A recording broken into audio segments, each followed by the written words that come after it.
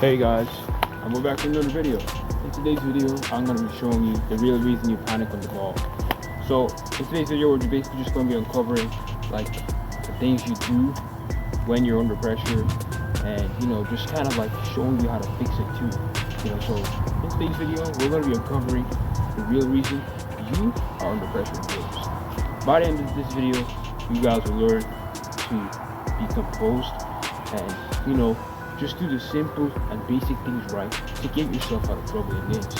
So if you guys are ready, let's get into today's video. Alright, so the first thing you must do to like stop panicking on the ball is to start off by working on your touch. Your touch is a really important thing when it comes to games, because if you have a bad touch, you're obviously going to lose the ball. So what you want to do is find someone, or if you don't have anyone, you can do like me, use the wall, pass the ball to the wall, and it comes back to you and you take a good play. So let's take an example here. You just do like this. Pass to the ball, take your play.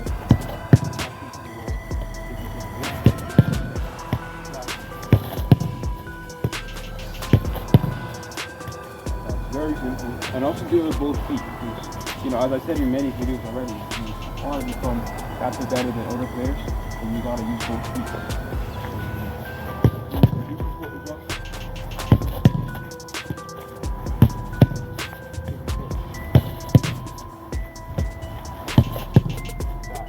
That's basically the first step, really. What this is really doing is improving your touch.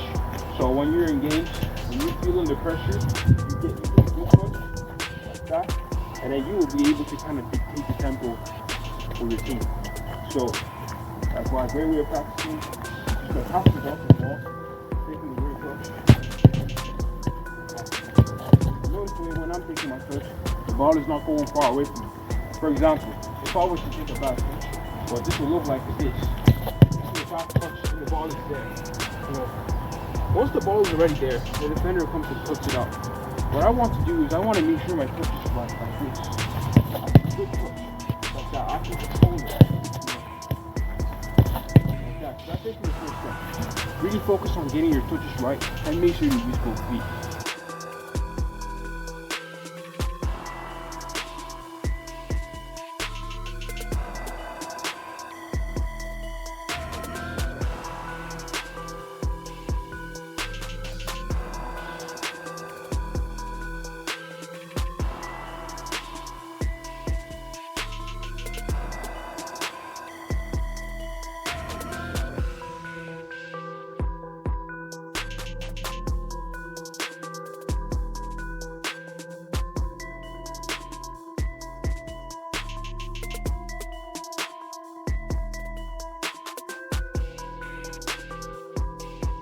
Alright, so for the second step of today's video is literally dribbling.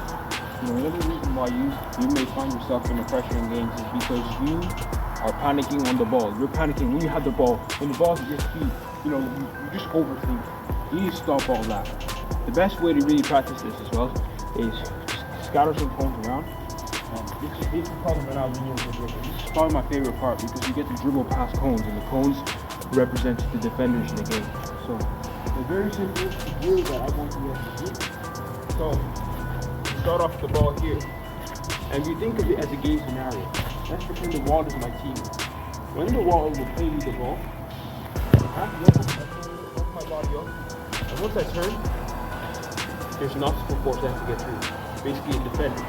So what I have to do is dribble, touch defenders, turn again, touch defenders. Turn, come back again, dribble, and then you turn again, and you repeat the same thing again. Open your body up.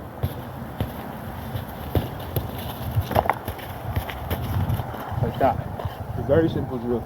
It's basically a combination of the first drill we did. So just to kind of walk you through it again, basically the wall of your teammate, you play in the ball, and make sure that you open your body up.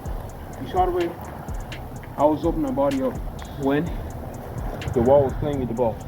So basically, I wasn't flat footed.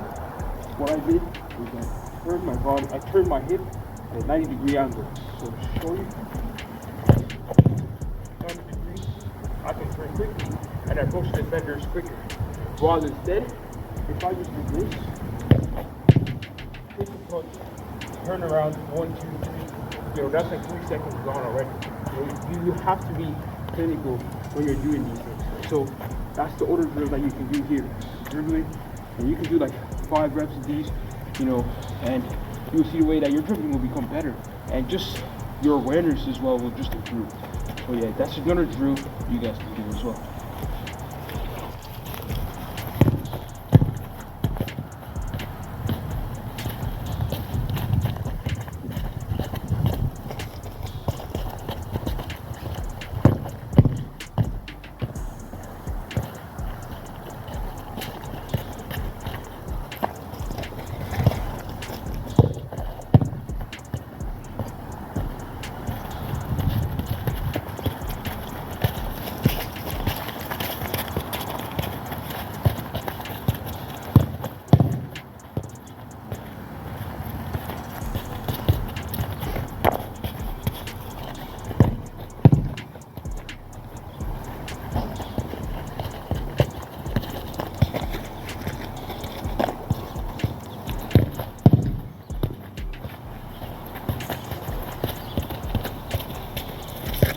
Alright, so for the third drill of today's video, it's going to be looking over your shoulder.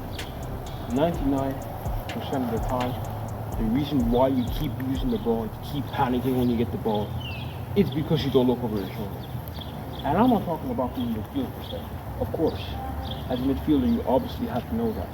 But for every player on the pitch, even a goalkeeper, you have to look over your shoulder. So, a simple drill. Again, you're using the wall, get cone here. So what you're going to do, we're going to pretend that this guy here is the cone, defender. You're going to be playing the ball to the wall. And what you are going to do, you're going to stand up on your shoulder. So I can just show you, let's say I'm going to stand on my left side, and I'm looking to turn on my left side. So what I'm going to do is I'm going to take my touch, take a touch here, and I'm out on this direction here, like that. So it's kind of like a small glance over your shoulder just to see where they are. But a good tip for you as well is to kind of scan twice. You scan before you get the ball and you scan as you're getting the ball. It will make you such a good player. So again, I want to go on my right side here. Same to the side. I look over my shoulder. Scan, come to the side, and over here. So very simple drill that you guys can literally do yourselves. So just play the ball to the wall, look over your shoulders, and the most important thing is that your first touch is correct. If your first touch is poor, you're losing the ball ASAP. So just show you an example of it. If you're going to lose the ball, let's say you lose the ball, scan, you do everything right, scan, your touch is poor, and then the defender comes to get it, and you lose possession of the ball. So it's very important that your touch is key. Your touch is very, very well. So you get yourself out of trouble. So that's basically what this step is all about.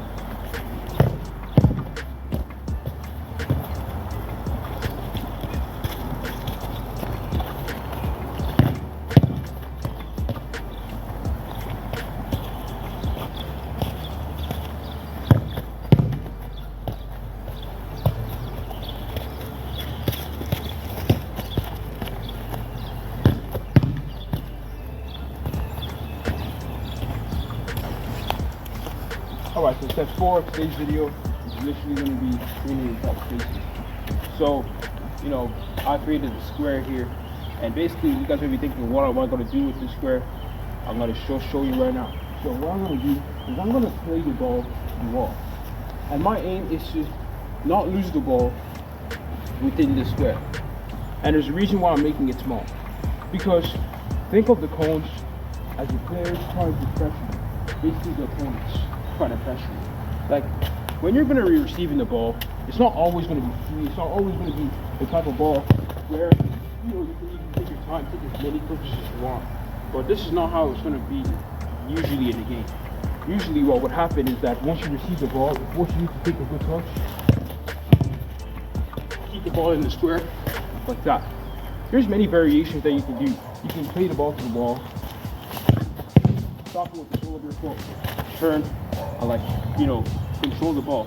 But the aim of it is to not lose the ball within the square. So once you play your pass, you make sure to take a good touch and keep the ball inside the square. It may not sound like much.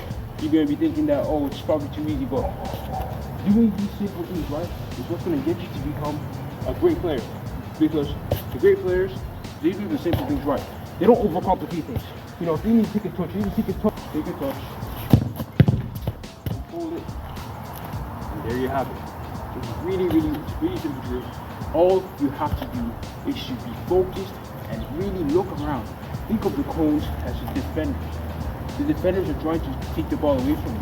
You need to kind of get your mind into the game mode. That's how you're really going to improve.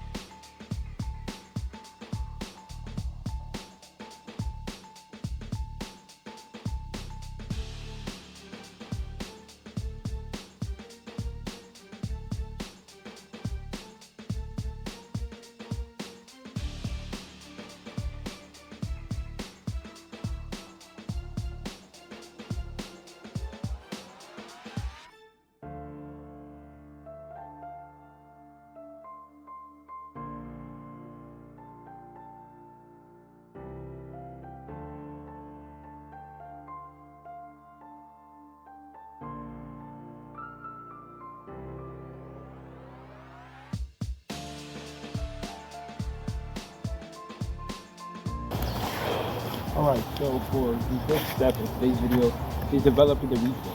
You guys will be thinking, yo dude, why do I need to practice my weak foot when I already have a good strong foot? Well, that's a good question, of course, but playing with both feet makes you unpredictable. I think I said that so many times already in my previous videos, but it's true, and I'm going to say it again. It makes you unpredictable. Like, for example, let's say you're a winger and you're trying to dribble past the defenders, and the defender knows that you have a good strong foot only. So he's going to kind of arc his body and take you on to your weaker side so that he will take the ball off you.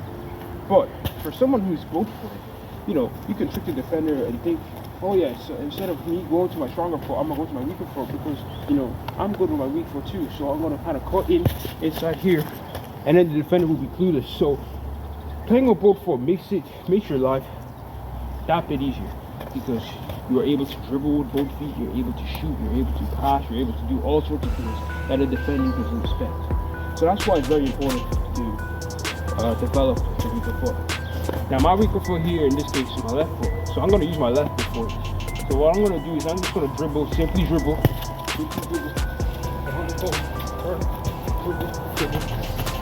Not pushes, dribble. Like that. So it's really simple. You just dribble with your weaker foot. Your weaker foot can be your right foot, can be your left, but just dribble with your weak foot, and simple dribbling like this can make a huge difference when you're dribbling in a game.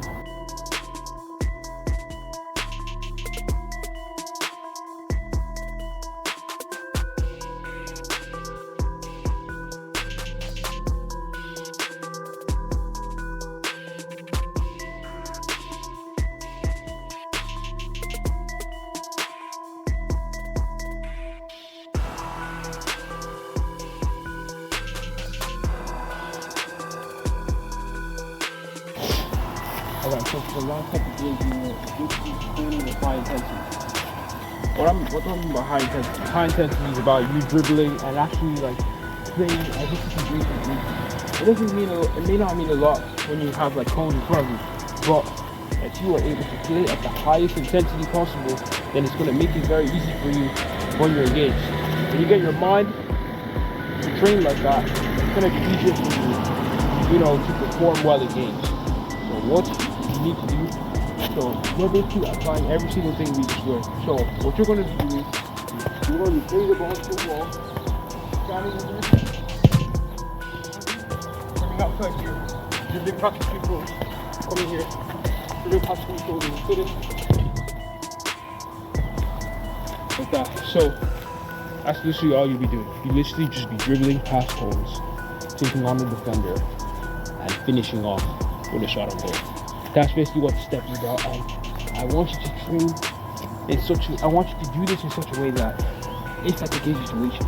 It's like your life depends on it. I want you to train with that type of intensity in mind.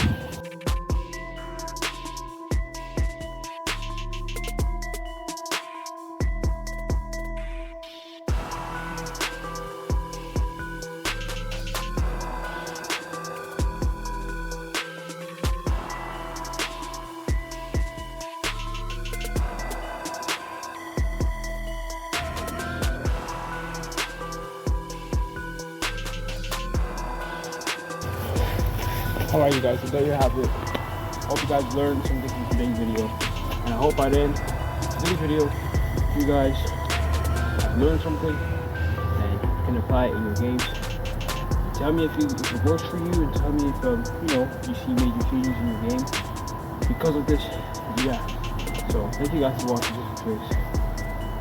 And don't forget to like and subscribe, hit the bell to get notified every single time when I publish a video. Thank you guys for watching, and we'll catch you guys later. We out.